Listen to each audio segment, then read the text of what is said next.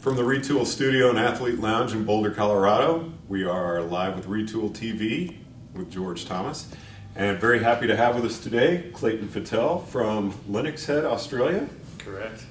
I just was on your website and love kind of your tagline, which is the future of Ironman. There's something a little bit cocky about that, but at the same time you're just making a statement. Tell us about that. Yeah, to be blatantly honest, I think my management might have kind of put that in there, but I like to think I am the future of Ironman. At 26, I'm in a great place. Obviously, I'm not on that same pedigree of Crowe and Lanos and Marino yet. I am sort of that athlete that is trying to break through onto that level. So yeah, I am in the early stages of being the future of Ironman champion. What makes the difference? What's it take to get to that next level? You tell me, mate. Training at altitude in Boulder. Yeah, I'm still learning, you know, and like things like Retool, you know, optimizing your bike position, learning from guys like Crowe, things you can do in training, nutrition, headspace, race awareness, making the right decision on race day. Because what we do, it is one decision on race day, and you've only got to be good for one day. I mean, you know, you have to train well and eat right all the time. But when it comes to race day, you've got to bring yourself to that day and perform. So I'm still learning. Like I said, I'm only 26, and I'm old enough now to realise that the more mature and experienced you are, that's usually what it takes to be the champ.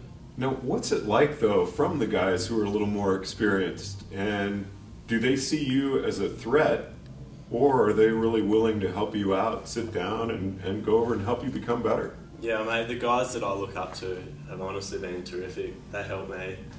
I ask them questions and they help me. It's really nice, you know. Like, Ironman's a really great sport because you can race these guys and you can be enemies for 8 hours. But, you know, your mates afterwards and you have a beer and a laugh and, you know, you leave everything on the course. It's not like other sports. It's not really political. And that's why I love it.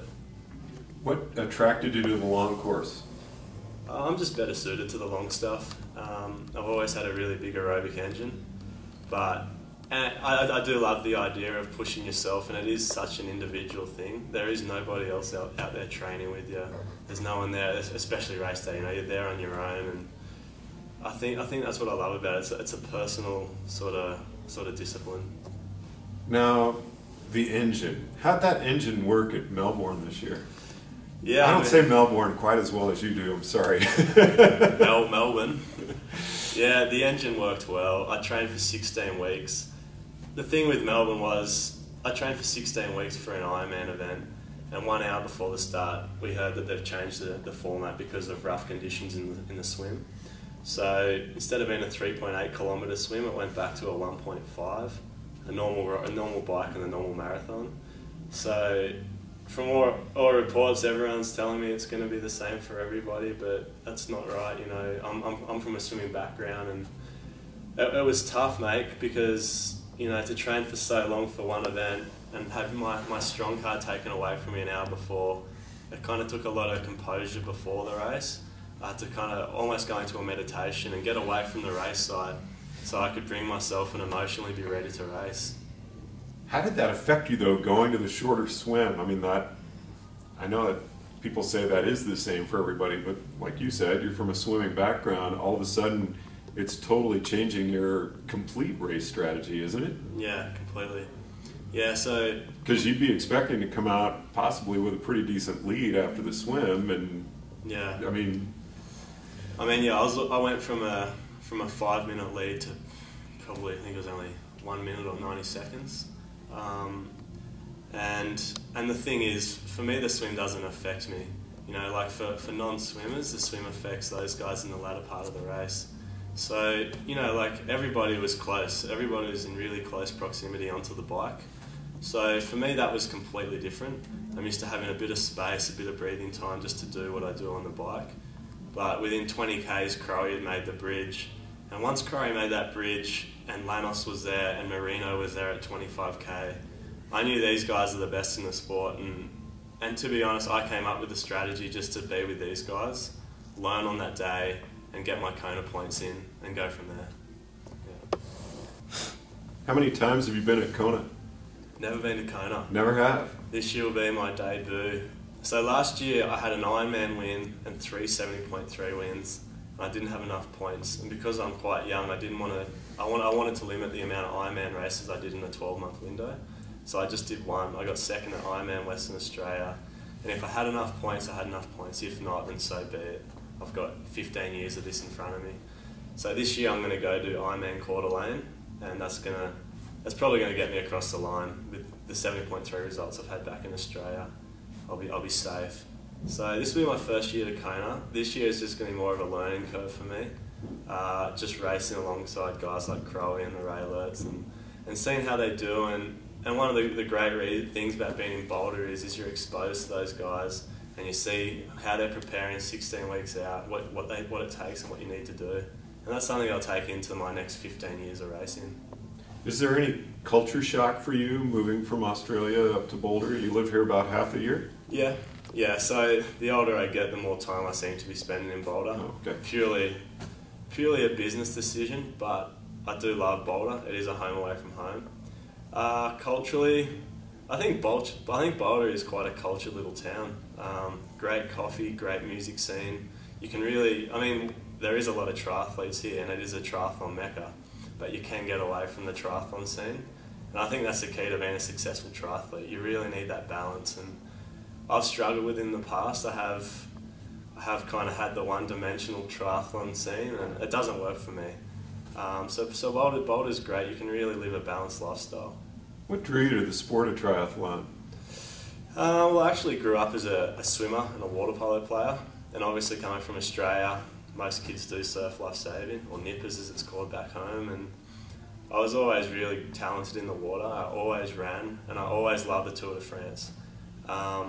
I actually played water polo to a national level. I made the Australian schoolboys team I was 18, but that same year I had retinal detachments in both my eyes. So how do you swim with that? Special goggles? Yeah, I'll go into that. I had the retinal detachments, and it's major surgery. So my right eyeball has a silicon band around it, and they did laser surgery on the retina. So basically, that limited me from playing contact sport. Okay. So triathlon. While I was actually at the crossroads. I was like, do I pick water polo? Do I pick triathlon? And this happened, and I think it's happened for a reason, to be honest. Do I need goggles? No. It's just at the end, my eyes are normal now. I just can't take hits, or I can't skydive or roller coasters, stuff like that. I know you don't think of triathlon as a contact sport, but when you're taking off in a mass start swim, I don't think people are thinking about your eyes. No, but I think I probably shouldn't have told you that. Oops. Yeah. At what point did you realize I could turn pro and maybe make a living doing this? Well, when I finished school, I went over and I trained with Michael and Andreas Raylert in Rostock. And I was exposed to those guys, and I saw what it took, and I saw extreme discipline. I've always been really, really disciplined, but those guys were next level. And I started training with them. I realised I had the discipline to do that, and I actually really enjoyed it. And as soon as I came back to Australia, I just wanted to go back. I loved it, and I kind of chipped away until probably 23, 24, and then I had a couple of breakthrough wins. And it wasn't until last year I had my first win in the US over at Mooseman. And my manager Michael was there, and it was such a good feeling. And then the following weekend I went and won Kansas 70.3. And I was on my high horse, man. I thought I was unbeatable. I thought I could turn up, and I thought it'd be embarrassing for everybody to race me. And it was a very humbling experience when I got a flat. And then the couple of weeks after I went to Vineman, I got smoked by everybody. So probably those two races that I won was when I realised I had what it took. But I learned a lot in that 8 weeks. Now, not to beg the obvious, but your sponsors include Giant. Yeah, I hate when people ask me this question because I usually forget somebody. But I'll help you out. Yeah, no, awesome. Yeah. So we have Giant. We have who else? The sponsors page. Right there. Yeah, so I've got Giant. I've just signed a 2-year contract with Mavic Wheels, which is awesome because I honestly think Mavic is the fastest wheel on the market. Vorji Eyewear, Vorji Goggles are an Australian-based company. Vorgy have been there since I was 18. I've been through a lot of ups and downs to get to where I am, and they're one company that have stood by me. Blue 70 is the same, they've always been there. Blue 70 for me is a great wetsuit, and I wouldn't swim in any other wetsuit. Oakley is just a childhood dream for me. Every kid wants to grow up being sponsored by Oakley. So for me, growing up, I wanted to be sponsored by Oakley or Quicksilver. Quicksilver being a surfing sponsor. I had this dream of being a surfer one day. So yeah, Oakley's great. It's great to be exposed to guys like Greg Welsh, because Welshie is a guy I've looked up to as well. Like Crowe, those two guys are, you know, they're pinned up on my wall at home. Who else we got there? Bell Barry Skoda. So Skoda's my car sponsor back in Australia. Skoda is a great car, and it's owned by Volkswagen. Unfortunately, Skoda's not in the US just yet. I'm hoping they crack the market soon, because I currently ride a 50cc female scooter around Boulder. It's a little bit embarrassing. SRM, which has been a really good signing, because I've always raced like a bit of an idiot. I've always been a bit of a headless chook, and SRM just keeps me in check. It gives me my numbers. I race to my numbers at Melbourne.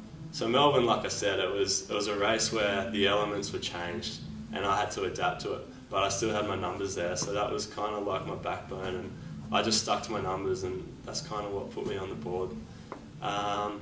Champ System, obviously my clothing, great company. I've just started doing some custom gear, so keep an eye out at me at the races next month. I'll have some new gear going around. And obviously Retool. Retool's awesome. So Retool, obviously with Franco and Michael being the human interest group back in, they're my management. But to be exposed to guys like Ivan Gorman, Ivan does, you know, like Retool's doing setups for the best guys in the world now, cycling, triathlon, mountain bike, everything. So it's just a bit of reassurance when you get onto the bike and you know you're in the best possible position. It's kind of nice on race day. Talking about power, do you use a coach or train on your own? I'm coached by Grant Giles. I went to Grant Giles about 24 months ago, and best decision I've made in my life. Not just from a triathlon point of view, but lifestyle. He's kind of introduced me to living a more balanced lifestyle, not getting so caught up in the triathlon scene. Little things like reading forums about, I used to read forums about myself, and I used to get really offended by it. And as I've matured and been, you know, with Grant, I've just learned that it means absolutely nothing what other people think of you. So it's been great. He's helped me develop my own identity. You know, I'm not falling. I use the saying croc wearing. I think triathletes are croc wearing. A lot of triathletes are croc wearing. A lot of guys fall into the mold of being a croc wearer, and it sounds stupid, but I've grown up in a very introverted environment back home in Byron Bay. It's the North New South Wales of Australia. It's a very hippie scene, and it's so far from triathlon. It's not funny. What's the hardest thing for you about pro athlete lifestyle? I mean, you have to be focused on your training, you have to be focused on your racing, but at the same time, you do need to get a break. You're 26 years old, you're in a college town. Yeah, to be honest, it's probably, for me, I've always struggled with the downtime. I've always been a really good trainer, and I'm starting to learn how to recover a lot better. And recovery is the ultimate part of triathlon, and to be the best triathlete, you need to know how to have downtime and to recover. So I'll say the hardest part is recovery. I love the travel. A lot of triathletes will say travel, but mate, I'm living the dream. I live on the coast of Australia. I surf for 6 months of the year. If I'm not surfing, I'm over here in Boulder. I'm in the nicest mountains in the world with great people, and you know, so yeah, definitely the downtime. I've just had 2 weeks off since Melbourne, and it's been the first sort of break I've taken where I've enjoyed my downtime. What's a typical day for you? Typical day, of course, your normal boring triathlon training stuff. That's what I want to know about. Okay, so well, today I'm just getting back into things. I've just arrived at altitude, so I went out for a couple of hours and just spun my legs at high cadence, just getting the jet lag out of my system. I've come in here, I've done an interview with Australian Triathlete with Holly Bennett, and now obviously doing the interview with you guys. I'll catch up with the Raylets later for a bit of a coffee and talk a bit of trash, and I'll go out for an easy jog this afternoon. So the training's pretty cruisy at the moment. Just more so focusing on the business point of things the last couple of weeks. So we know your focus for the year is Kona. Yeah. What's your season? My season, so from here I'm going to go do Wildflower. Wildflower's my favourite race. It's hard, it's exposed to the elements. The race suits me. I've been second there before, and to be honest, mate, I think I'm going to keep going back to Wildflower until I finally get a win. It might not be this year, but hopefully, who knows? I've got good shape. I've got 16 weeks of great training in my legs. The 2-week break's not going to hurt me. From Wildflower, I'm going to go to Kansas 70.3. I won in Kansas last year, so defending champ, it's always nice to return to the race, and the race suits me again. This year I've really focused on races that suit my strengths, and Kansas especially. You know, I actually lived in Lawrence for 3 months a couple of years ago. Yeah, it's a great town, and I've got a great homestay in John King, who's actually a lawyer there, a solicitor, and I love going back there. It's a nice environment, and it's almost just the community spirit of the event makes it a great weekend. I'm going to go to Ironman Coeur d'Alene. Coeur d'Alene's going to be a bit of a target event for me. I think it's important for me to be at the pointy end of that race. I hope the weather is better this year than it was. Well, I don't actually. Oh, you don't? Yeah. Like I said before, I like being exposed to the elements because it suits me. I think Australians have a great headspace on race day that they can race to any condition. That they'll just turn up and get it done. You know, I think that's why the last 6 years have been won by Australians over at Kona. So yeah, I'm in Coeur d'Alene once again. Course suits me. Cold swim, bike's tough, runs 2 laps. And Ivan Gorman, the guy that does my bike setups, actually raced there before really well, and I'm picking his brain at the moment about what I need to know about the course. So from Coeur d'Alene, I'm going to take about a week. We'll probably have a week or 2 downtime. I'm going to go to Calgary 70.3. Calgary looks like a great course for me. I've never raced it before, but it looks like a great event. After Calgary, I'm going to head back home to Australia, do a really solid bike, sort of specific block with my coach, before heading back up for Vegas and Hawaii. Obviously, Vegas is kind of my big race of the year, but that being said, I think these early mid-year races are really important for me. At only 26, you can't go to Vegas and Hawaii being your 2 big events expecting to win, because I'm realistic. Well, Clayton, very nice to meet you, and thanks for spending the time with us today. Thanks. I wish you a very good 2013. Thanks, mate. Appreciate it. From the Retool Studios and Athlete Lounge in Boulder, Colorado, Retool TV with George Thomas.